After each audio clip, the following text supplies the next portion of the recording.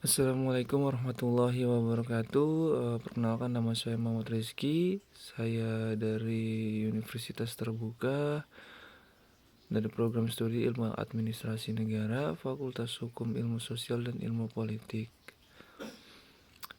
Untuk hari ini saya akan menjelaskan dan mempresentasikan tentang perkembangan Pancasila dalam konteks sejarah dari masa ke masa.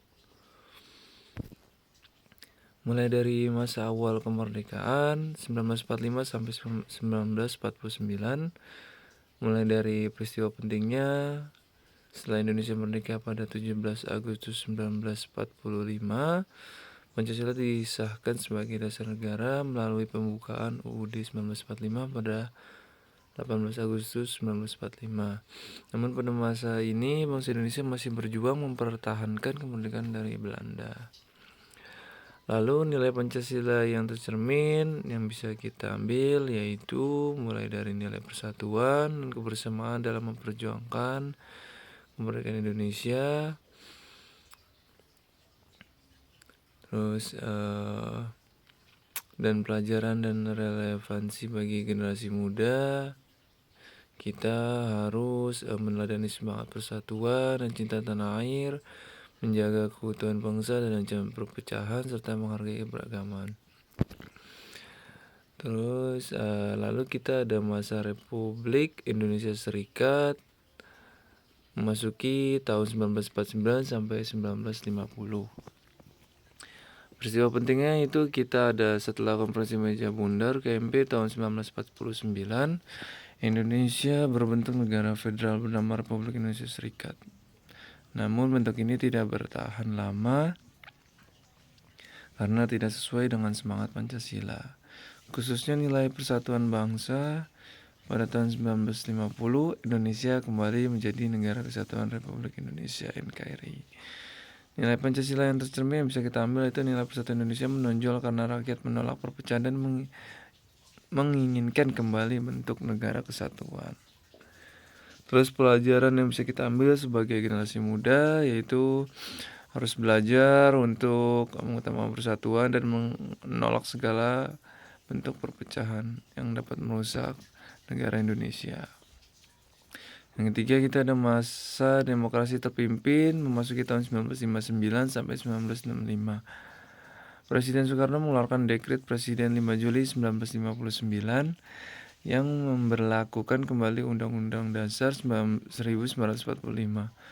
Namun kekuasaan kemudian terpusat pada presiden dan ideologi lain seperti komunisme mulai mempengaruhi kehidupan politik.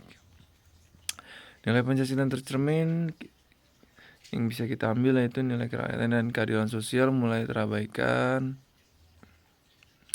Tetapi nilai ketuhanan dan kemanusiaan menjadi pengingat bahwa kekuasaan harus dijalankan secara adil dan berberi kemanusiaan.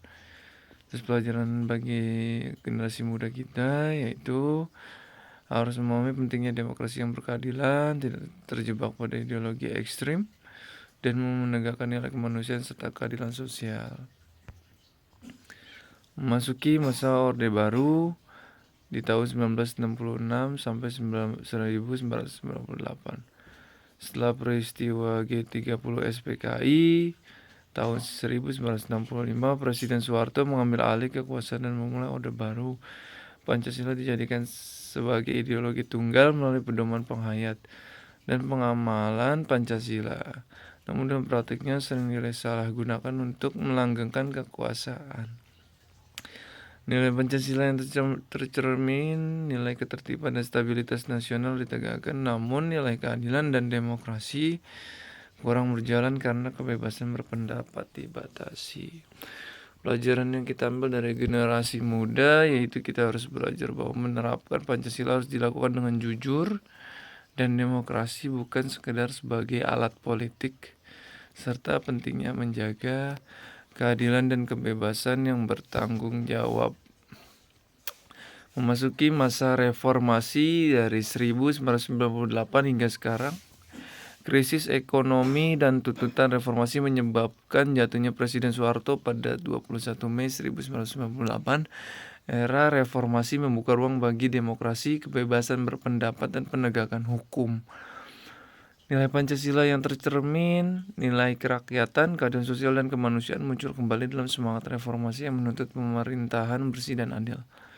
Pelajaran yang kita ambil untuk generasi muda yaitu kita perlu menjaga semangat kritis, jujur, dan demokrasi, serta berpartisipasi aktif dalam membangun bangsa berdasarkan nilai-nilai Pancasila seperti keadilan, gotong royong, dan kemanusiaan.